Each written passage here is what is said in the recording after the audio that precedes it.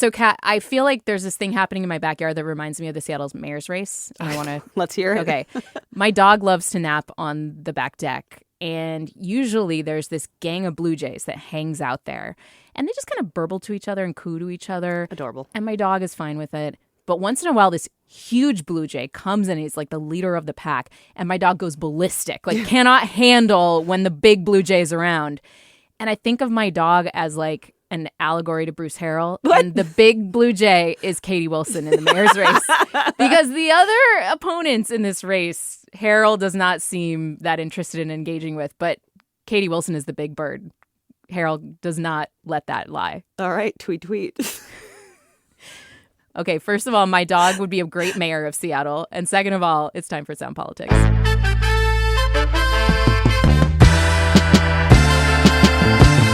You're listening to Sound Politics. I'm Libby Dankman. And I'm Catherine Smith, sitting in for Scott Greenstone. And we're not bird watchers. We are political animals. We are trying to figure out what's going on in this mayor's race in Seattle with 8 people running, including incumbent Bruce Harrell. The primary election is coming up on August 5th. It'll go under the radar for some folks who are busy with their summer plans. That election will whittle down the field to 2 candidates. And, of course, the office is nonpartisan. But the race has turned into what I think is really a progressive versus moderate intra-Democratic Party fight. Right, Kat? Yes, and Bruce Harrell is seen as the moderate in this fight. He's being primaried mostly from the left this year. And we talk about this kind of story, the moderates versus progressive story, a lot in the Puget Sound region. This is a place where cities tend to see a lot of Democrats in office. And also, with Donald Trump in the White House again, local Democrats are wondering how races like this one will shake out, whether Trump in office will drive more progressive voters to the polls in this off year. Yeah, how thirsty are you to cast a ballot, even if it's for an off-year municipal election? It's hard to predict. But the city is also facing issues that affect the region as a whole: budget challenges, affordability, homelessness. So in this campaign, Harrell is looking to defend his policies of sweeping more homeless encampments off the streets, his progress in hiring more cops, his plans to raise revenue as the city is facing really tough budget challenges. And Harrell is trying to break a kind of trend at City Hall. Or maybe it's more of a curse. Yeah, it's a curse. Yeah, it might be more of a curse than a trend. No mayor has won a second term since Greg Nichols, and his second term ended like 15, 16 years ago. It's the curse of the snowplow. And, Libby, you talked to Harrell about his campaign this week, and you also talked to a bunch of people running against him. Things got kind of tense, so let's talk about which of the challengers you interviewed, what they said about Harrell, and we'll share how Harrell pushed back against each of those critiques. Yeah, I interviewed 3 of Harrell's opponents. Those are Katie Wilson, Joe Mallahan, and Rye Armstrong. Now, there are more people running, but these are the 3 who have raised the most money. They have the most name recognition. The media attention has been there. And there are among them already a clear frontrunner. That's Katie Wilson. And then along with Bruce Harrell, having raised clearly the most money in this race. And, that doesn't always predict outcomes, but it is a pretty stark difference. Okay, so let's get a quick intro to each candidate, including Bruce Harrell. Yeah, if you want to listen to my full interviews with each candidate, those are going to air on Soundside, my other show this next week. They're also going to be on the Soundside podcast feeds starting on Monday. So first to the candidates, Katie Wilson spoke with me about her pitch for mayor. People are not okay, right? People are stretched thin, and they don't know how they're going to afford childcare next month. They're contemplating leaving the city because they can't afford it here. Or, they want to build a life here, but they can't envision ever owning a home. And so I think we need much more of a sense of urgency around tackling that affordability crisis. Yeah, that word urgency was a big one for Wilson when we talked. She is the co-founder and executive director of the Transit Riders Union. That's an advocacy group that's had a big hand in local politics. They've organized for higher minimum wages, improved transit access, affordable housing issues around the area. Importantly, Wilson also developed the Jumpstart tax on companies with high payroll earners, and that's been a big deal in the city's budget in recent years. I mean, you're going to hear a lot about the Jumpstart tax. And then there's Rye Armstrong, who's an actor and a union chair, co-director of the nonprofit Sustainable Seattle.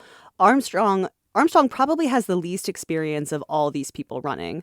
I saw an incumbent who was taking jumpstart funds meant for affordable housing, small business and development, and Green New Deal investment, and using that to fill a budget deficit. And I just thought that wasn't aligned with my values. Yeah, you hear them referencing using that jumpstart tax to cover the big budget gap this year. A lot of councils have done that in successive years because of the budget problems. I also need to point out something very important. Armstrong is also the only candidate to shout out their Tinder profile, Libby. That made me laugh. They were really shooting their shot on public radio there. Like that's the dating pool. But I thought it was kind of funny. Yeah, kind of charming. And if you follow Seattle politics, you might remember Rye Armstrong from the District 3 Seattle City Council race in 2023. They ran but did not make it through the primary. And if you were a longtime Seattleite with the memory of an elephant, then you might remember Joe Mallahan. He's the former T-Mobile executive who ran for mayor back in 2009. He lost in the general election to Mike McGinn. That's that race where Greg Nichols was bumped in the primary. I just think Bruce Harrell is really mismanaging city government, particularly with regard to our response to the homelessness crisis. And with regard to reforming and reintegrating SPD into the community. Okay, are we forgetting anybody at this point? Well, maybe just one incumbent mayor, Bruce Harrell. Oh yeah, the mayor. Oh yeah, yeah. You know, our biggest challenges, such as homelessness and housing affordability and public safety, these are challenging issues that have been in the making for a long time. And what we've done very successfully, I think we've laid the foundation, the strategies, and the investment policies to really tackle these issues aggressively. Okay, so I heard the mayor mention homelessness there. Let's dig in on that issue, Libby. There was a clear consensus here from his challengers that Harrell has been too focused on encampment sweeps and not focused enough on housing. And this is borne out in the data, too. The city has increased sweeps, but available shelter has gone down over the last 4 years. Yeah, that's definitely the message you hear from candidates who are not named Bruce Harrell. They all brought that statistic up. And the mayor defended his tenure by saying it's not great that shelter capacity has gone down, but this is not the city's full responsibility, he said. It's not acceptable, but we have to also remember that city funding shelter beds have not shrunk. We're investing in beds that, well, let me make sure everyone understands the strategy that I inherited, that I currently support. We have decided as a city to invest in a homeless strategy on a regional basis through the King County Regional Homelessness Authority. And so I have, under our administration, increased the funding to that organization. Homelessness, of course, one of also Joe Mallahan's main complaints about the mayor. He's running a campaign really seemingly fueled by gripes against Harrell, both policy-based and personal. Mallahan has the most unique stance, I thought, Kat, when asked about homelessness, which is that he thinks the city needs to put in place more accountability measures for people who have substance use disorders. Al-Anon talks about don't be an enabler. And I think, again, we are very compassionate, but I think we've gone so far in our compassion that we're compassionate without actually addressing the real result. 400 people died from overdose on the streets in the last year.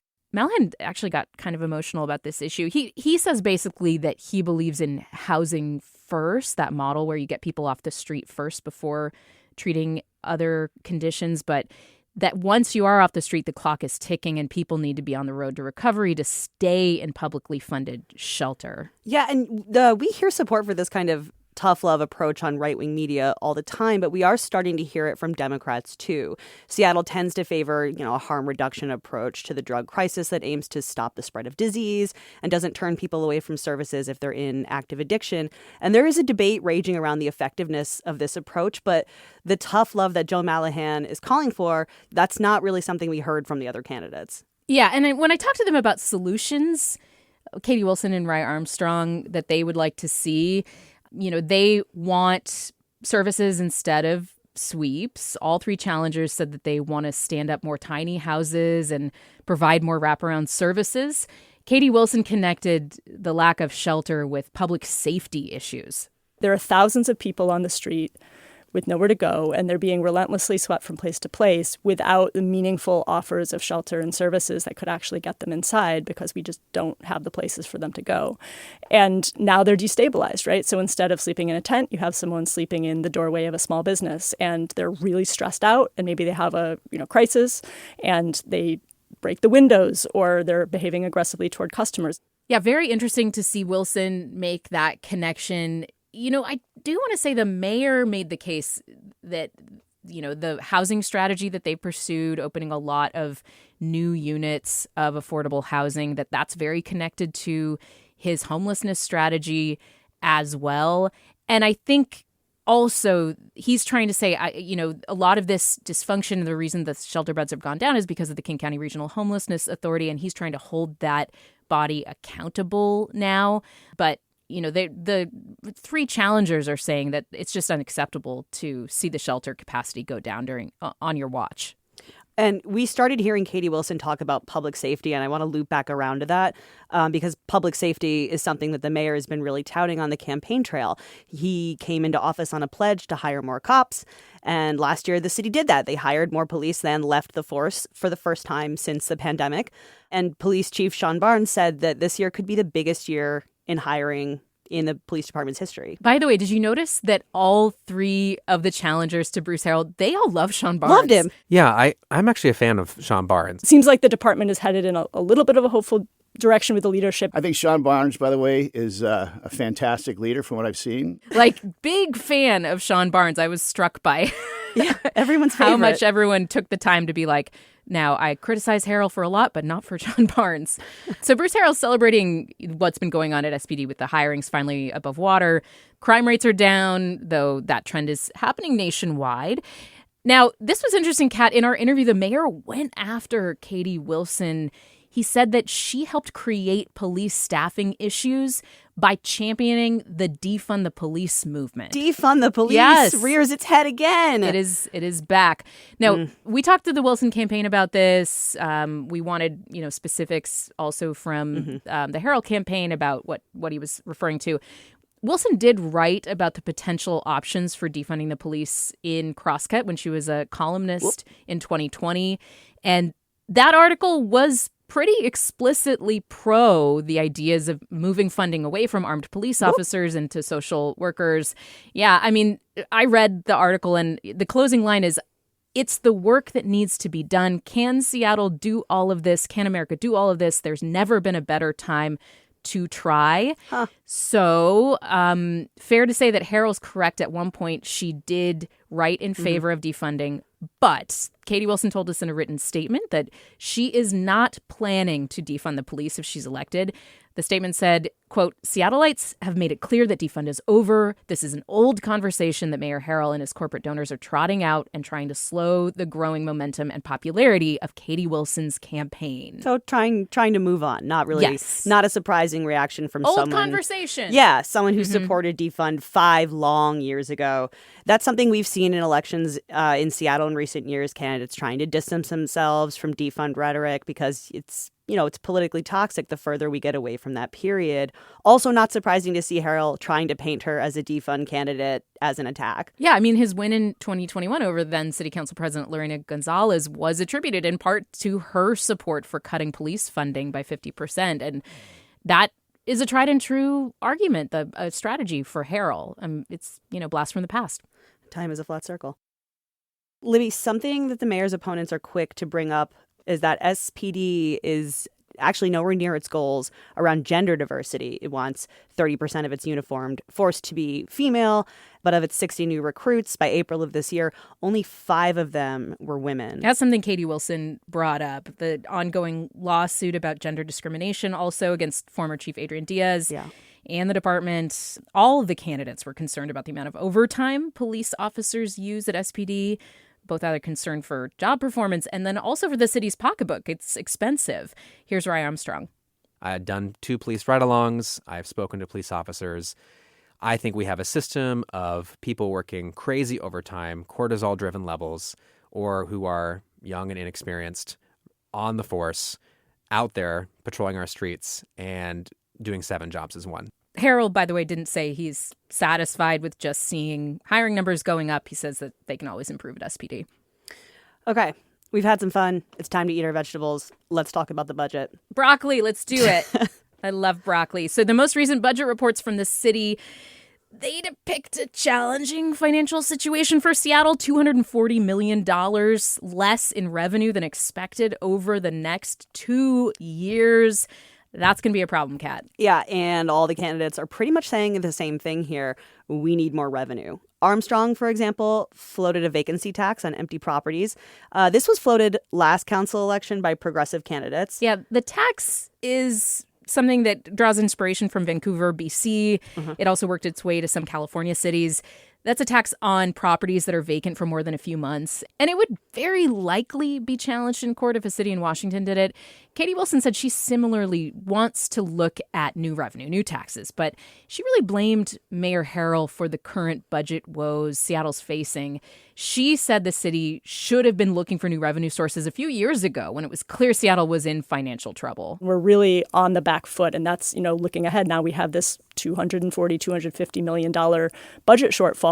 One thing, Kat, I did find surprising was that Wilson said she didn't want to raise more revenue from the Jumpstart tax necessarily. That's the tax that she helped. Yeah, she's kind of the parent of the Jumpstart tax in some ways, and it's been used to fill the budget gap year after year, but it hasn't been bringing in as much revenue as expected. And anecdotally, Wilson said she has heard that companies are transferring employees to Bellevue or outside of Seattle, possibly to avoid this tax. Yes, that was something that Joe Mallahan brought up, too. Yeah. I have no love for corporations, but I do love their tax revenue.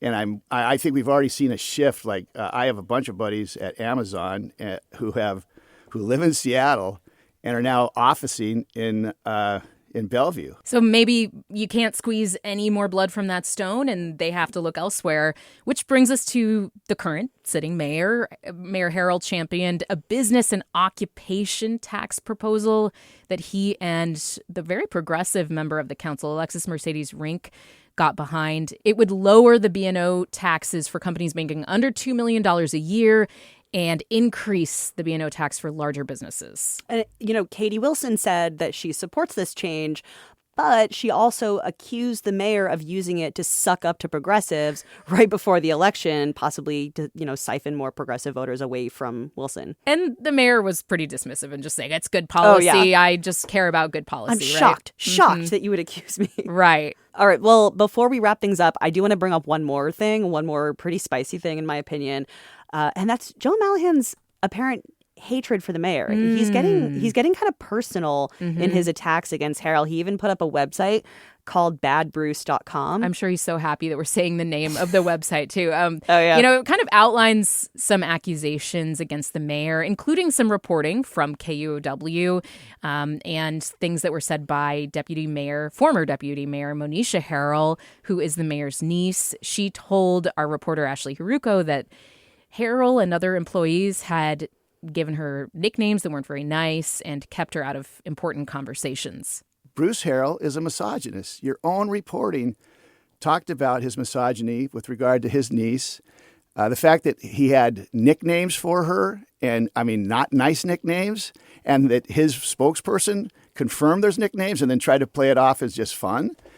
In a professional organization, you don't have nicknames for people that you call them behind their back. That is harassment. That's so intense. Those are such intense accusations. Mallahan, says that somebody like that doesn't deserve to be in leadership. Now, we did ask Bruce Harrell about this, and he said, look at my record.